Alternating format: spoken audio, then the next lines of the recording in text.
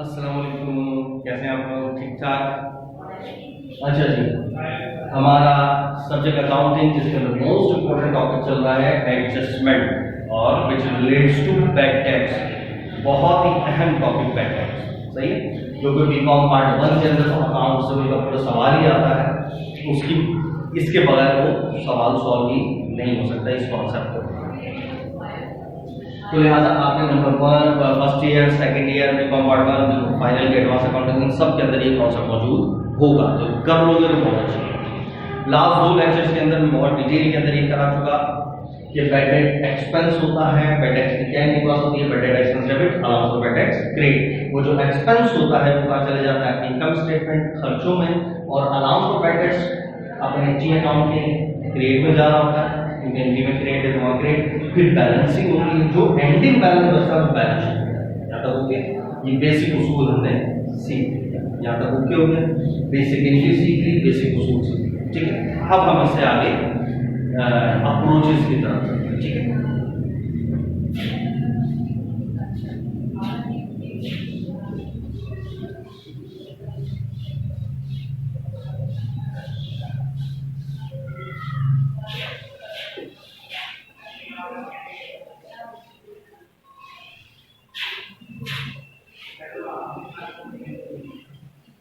अच्छा, लफ्ज तो बैड टैक्स है, एंट्री भी आपको पता है यही है, bad debt expense debit, allowance for bad debt, entry एक ही होगी, सही है, एंट्री एक ही होगी।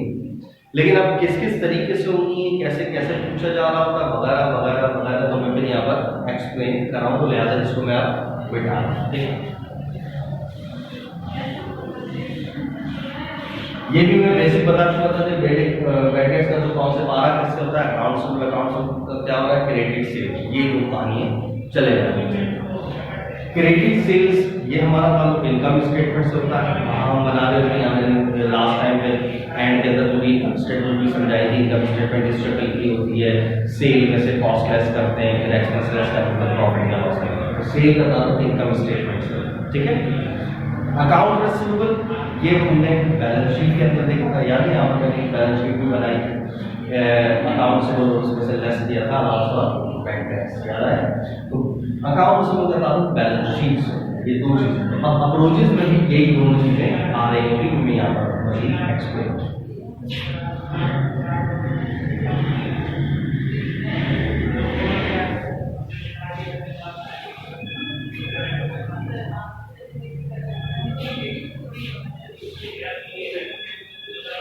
हम बैड डेट्स, वही हमने सोचा था भाई हमारा बैड डेट्स हो गया कितना, भाई कुछ भी कह लो, अमाउंट कह लो, 1000 रुपये, 2000, 3000, जो भी, या परसेंटेज कर लो, 2%, 4%, 10%, तो मैं अज्यूम कर लेता हूँ मेरा फर्स्ट है कितने परसेंट हुआ है, 10%, सही है। ये मैं अज्यूम कर रहा हूँ, फर्स्ट करो एस्टिमेट कर रहा हूँ मैंने, बैड डेट्स कितना हुआ है, 10%, हमने सोचा,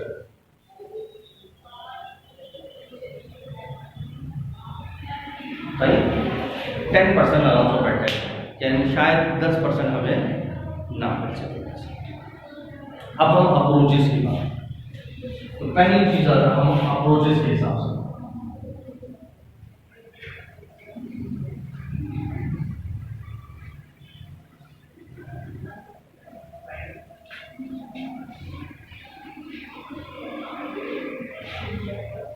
अप्रोचेस, अब अप्रोचेस दो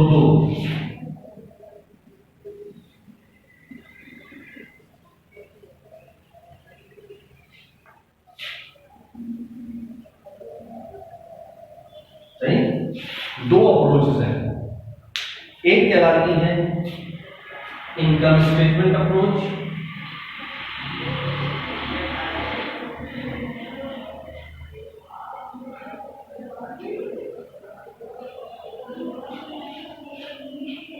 और एक कहलाती है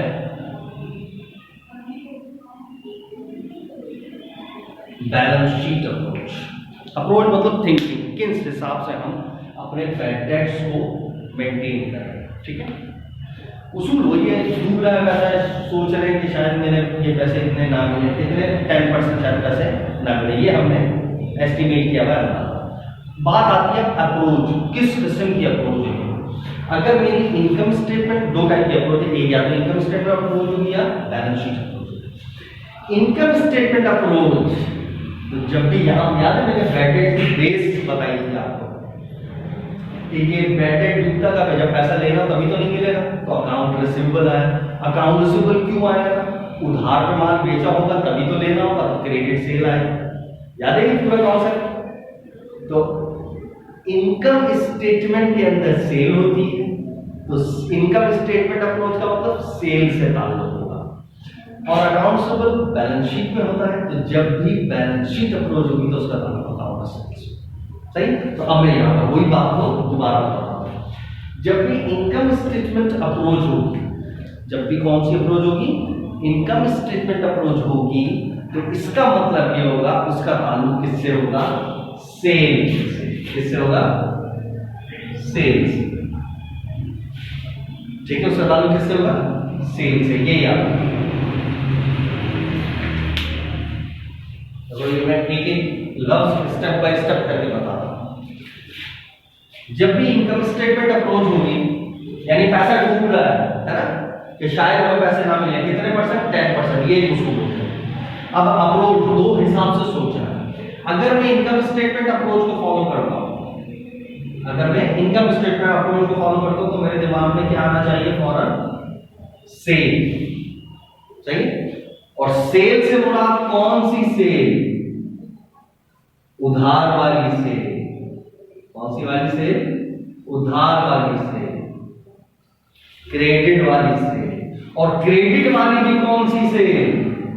क्रेडिट वाली भी नेट क्रेडिट सेल्स। ये पॉइंट, ये नहीं सिर्फ सेल को दिमाग में आ गया सेल, भाई सेल कौन सी? कैश वाली सेल या क्रेडिट वाली सेल?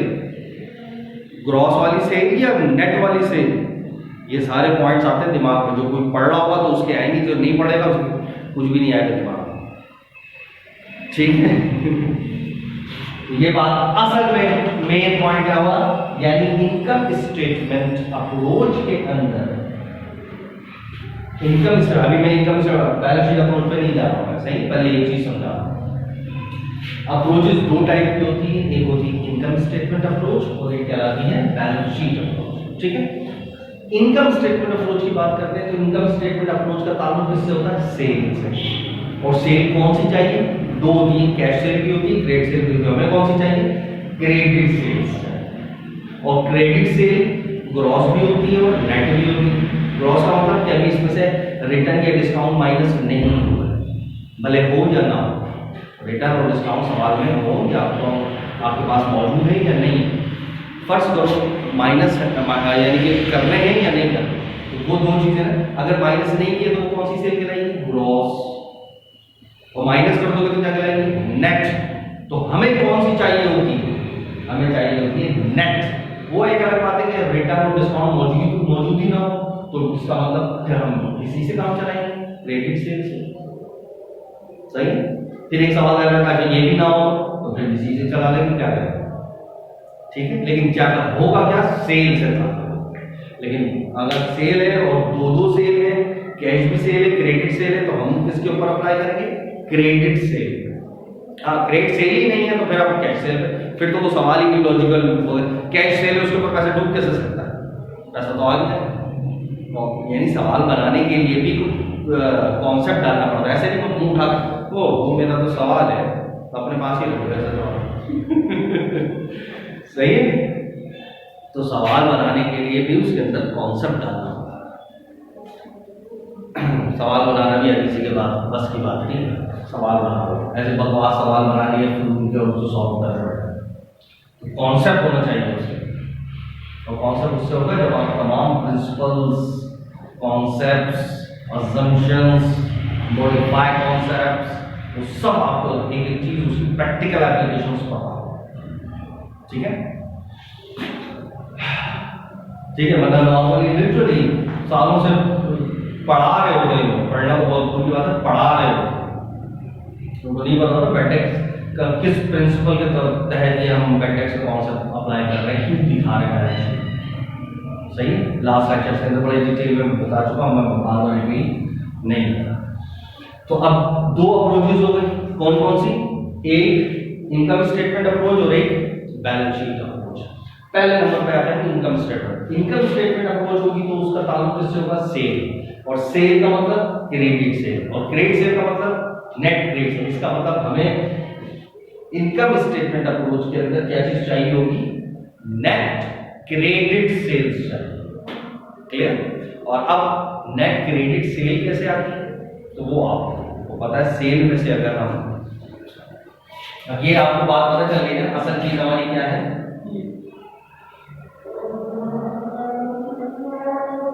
हमें क्या चाहिए? Net credit sales. अब देखते हैं नेट क्रेडिट सेल्स कैसे आता है। नेट क्रेडिट सेल ऐसे आती है कि अगर हम सेल्स में से नेट यानी क्रेडिट सेल्स में से फर्स्ट करो क्रेडिट सेल 1 लाख और इसमें से मैं लेस करूं सेल्स रिटर्न या सेल्स डिस्काउंट जो भी है,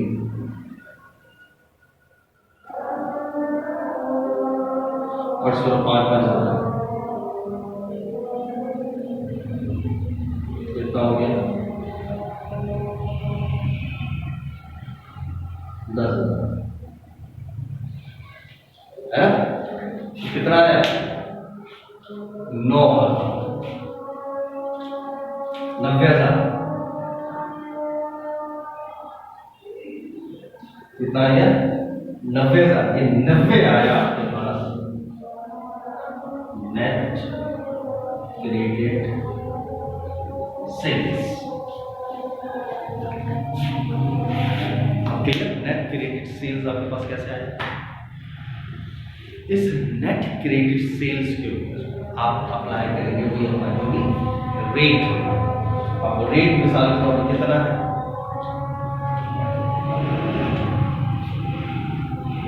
10%। तो हमें डायरेक्ट इसी से आगे प्रोसीड सही आगे देना है 10% रेट और इसके ऊपर अप्लाई करेंगे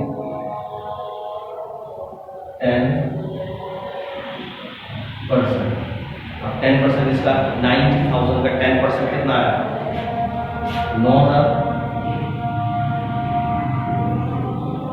क्लियर? बस ये जो 9,000 आया, ये जो 9,000 आ रहा है, आंखें बंद कर इससे एंट्री पास कर दें। एंट्री इस amount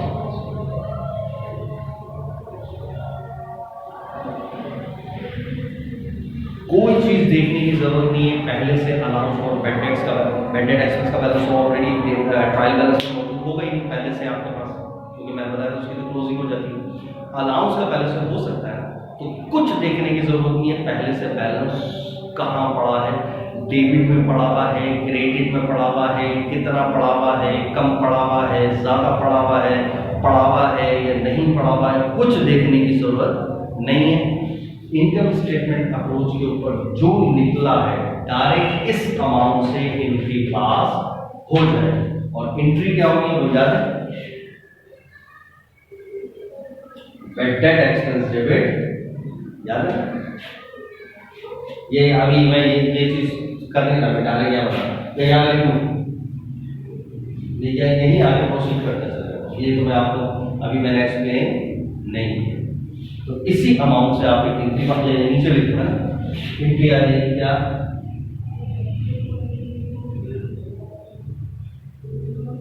bad debt expense debit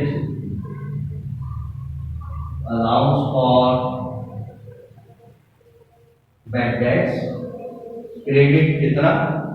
9,000 से एंट्री पास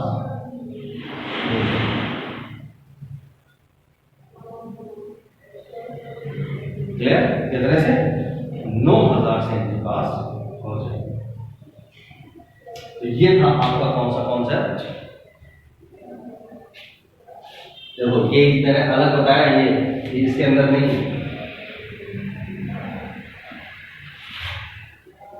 ये वाला कॉन्सेप्ट अलग है, सही? ये वाला होगा। दो किस्म की अप्रोचेस कौन कौन सी? एक इनकम स्टेटमेंट अप्रोच और एक balance sheet approach. Income statement approach के ऊपर इनकम स्टेटमेंट अप्रोच के अंदर हम किसको किससे डील करते हैं? सेल से। ये दिमाग रखना सिंपल। और सेल से बुरा क्रेडिट से, क्रेडिट सेल से बुरा नेट क्रेडिट सेल चाहिए, ठीक है। और नेट क्रेडिट सेल कैसे आती है मैंने पूरी डिटेल बता दी। क्रेडिट सेल में से रिटर्न या डिस्काउंट लेस करा दो तो आपके पास नेट क्रेडिट सेल है। इसके ऊपर रेट अप्लाई करेंगे, जो भी परसेंटेज आपको गिवन होगी सवाल में, और जो अमाउंट आएगा उसी अमाउंट से इनके पास कर देंगे bad debt expense debit, allowance of bad debt credit. कोई ऊपर ट्रायल बैलेंस में कुछ भी देखने की जरूरत नहीं है। तो इनकम स्टेटमेंट अप्रोच बहुत ही सिंपल है। अब मुझे बताओ इसके अंदर कौन सा कहां जाएगा बैलेंस? याद है मेरे बेसिक के अंदर पूरे 2 लेक्चर उसके ऊपर दिए थे कि कौन सा कहां जाना चाहिए। इनकम स्टेटमेंट में एक्सपेंस के अंदर कितना जाएगा और बैलेंस शीट में कितना जाएगा, सही है। तो अब आपको यहाँ पर स्टेप बाय स्टेप मुझे बताना है, ठीक है। तो बताओ ये जो बैड डेट एक्सपेंस है ये कहां जाएगा? ये एक्सपेंस कहां जाएगा?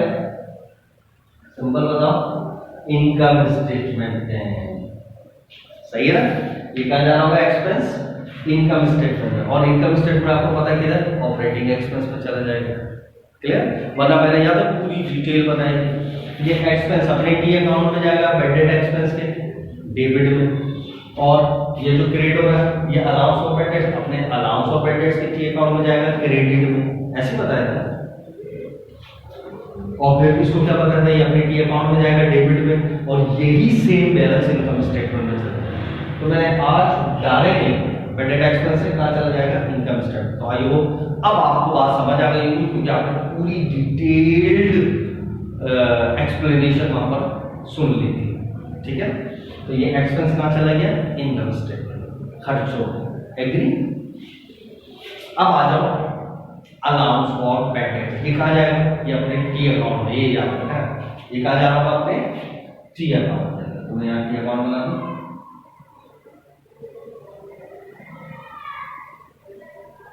अलाउंस और बैड डेट्स, अलाउंस और बैड डेट्स का टी अकाउंट बनाएंगे। और ये वाला बैलेंस, सही है, ये जो 9,000 का क्रेडिट है, ये क्रेडिट है, ये यहाँ आ गया क्रेडिट के अंदर 9,000 रुपए क्रेडिट आ गया, ठीक है। और फिर वही बात है, अब होगी इसकी बैलेंसिंग। अब क्या होगी इसकी? बैलेंसिंग। अब जब बैलेंसिंग हुई तो अब ओपनिंग अभी तो कुछ भी नहीं पड़ा, तो अंडरस्टूड है ये 9 का 9 ही आ जाएगा इधर, ऐसे है ना। यही 9,000 रुपए एंडिंग आ जाएगा,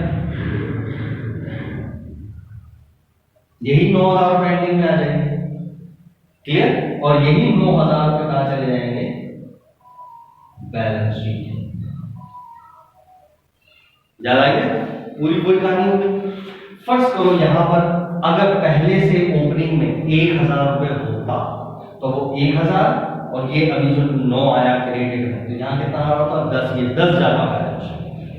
अगर ये 1,000 यहाँ क्रेडिट की बजाय डेबिट में पड़ा होता तो फिर ये 9 यहाँ पर आया, और जब बैलेंस में होती तो 9 में से 1 माइनस करो तो यहाँ कितना आता? 8। तो ये 8 जा रहा होता बैलेंस। ये पॉइंट होता। अब उसमें समझ आ गया? तो देखो लास्ट 2 लेक्चर के अंदर ये पूरी कहानी समझ आ गई। अच्छा आप लोग फिर प्लस माइनस की जो मैं बातें कर रहा था वो कैसा था, फिगर्स भी आ रहे हैं, तो फिगर देख के बहुत ज्यादा आपको क्लियर हो रहा होगा। तो अभी हमने कौन सी अप्रोच सीखी? Income statement approach. तो अब इनकम स्टेटमेंट, अब मैंने यहाँ पर क्या बोला था? कुछ ऊपर देखने की जरूरत नहीं है। ये कह रहा था कि जैसे परसेंटेज निकली, जो अमाउंट आया डायरेक्ट इसे एंट्री पास कर दो, ऊपर कुछ देखने की जरूरत। तो ऊपर कुछ देखने की जरूरत, यहाँ पर ऊपर कुछ देखने की जरूरत कि अलाउंस ऑफ बैड डेट्स का ओपनिंग बैलेंस पहले से ट्रायल बैलेंस में डेबिट पड़ा है या क्रेडिट पड़ा है, कितना पड़ा है, क्या पड़ा है, कुछ देखने की जरूरत। जो अमाउंट आया उससे एंट्री पास होगी, फिर एडजस्ट प्लस माइनस होने के बाद बैलेंसिंग करने के बाद जो एंड में बचेगा वो बैलेंस शीट। क्लियर? तो इनकम स्टेटमेंट अप्रोच के अंदर हमने क्या करा? जब भी इनकम स्टेटमेंट अप्रोच होगी तो जो भी रेट होगा जिसके ऊपर लगेगा नेट क्रेडिट सेल्स पे, तो नेट क्रेडिट सेल के साथ ही सेल में से यानी क्रेडिट सेल में से रिटर्न डिस्काउंट लेस कर दो तो नेट क्रेडिट सेल आता। उसके ऊपर या जो सवाल में भी सेल होगी, फिर कुछ भी नहीं है तो जो सेल होगी उसके ऊपर रेट अप्लाई करेंगे, जो अमाउंट आएगा उससे एंट्री पास करेंगे। और एंट्री जब पास होगी तो एंट्री वही होगी bad debt expense debit, allowance of bad debts credit, और ये जो एक्सपेंस होगा वो चला जाएगा इनकम स्टेटमेंट के अंदर, और ये जो अलाउंस होगा वो जाएगा अपने टी अकाउंट में, फिर बैलेंसिंग होगी, फिर जो एंड में बचेगा balancing T allowance of bad debts के टी उसी अकाउंट के क्रेडिट साइड का जो एंडिंग बैलेंस होगा वो चल जाएगा बैलेंस शीट। क्लियर यार? ओके,